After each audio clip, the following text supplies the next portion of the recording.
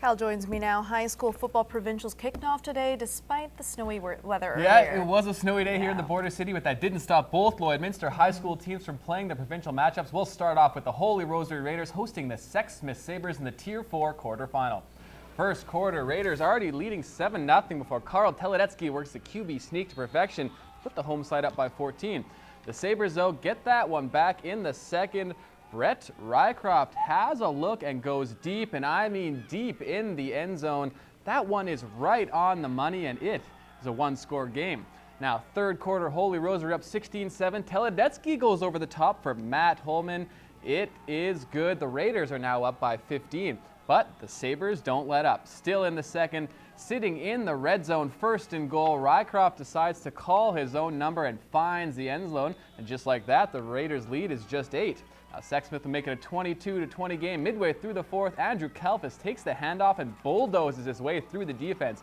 No one can bring him down as he cruises into the end zone. The convert would make it 30-20, and that's how this one finishes. The Raiders are off to the semifinals, and it looks like they're going to play the Cold Lake Royals.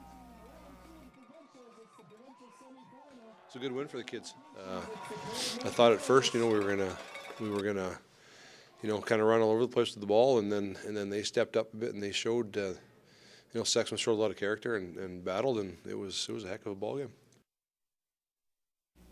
To the Tier 2 quarterfinal from earlier in the day, the Lloyd Comp Barons taking on Austin O'Brien Crusaders. Pick it up in the second.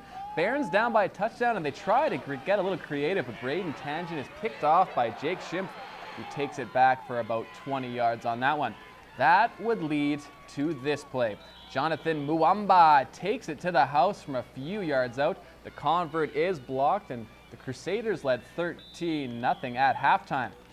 Third quarter, AOB in the red zone. This time, Tyler Zazula takes the pigskin to Pater to extend the lead to 20. The Crusaders' defense was solid all game here. Kirk Hand takes the snap, but is chased down by Caden Marin for the big sack.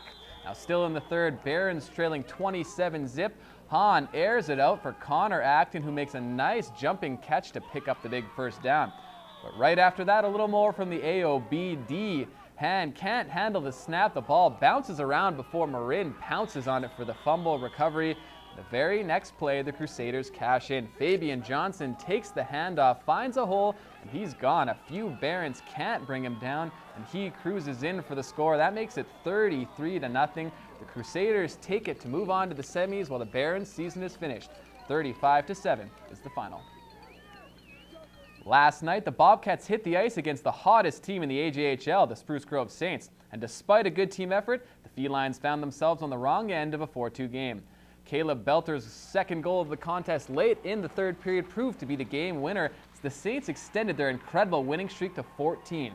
Despite outshooting the Saints 33-16, including 10-2 in the final frame, the Bobcats couldn't cash in when they needed to. The Border City Bunch has now dropped 3 of its last 4 games. These are tough ones to lose, but I think if we can lose them and learn and become a better team, and that's what we're working on right now. Are we learning? Are we committed to pick that part of the game up? Because that will be the difference. We got to develop that killer instinct that when we're in those one-goal games with those teams, we got to be able to put it away. I mean, when we were tied there in the second, we got to learn how to put those away and capitalize on our chances like teams have been doing to us, the elite teams have been doing to us.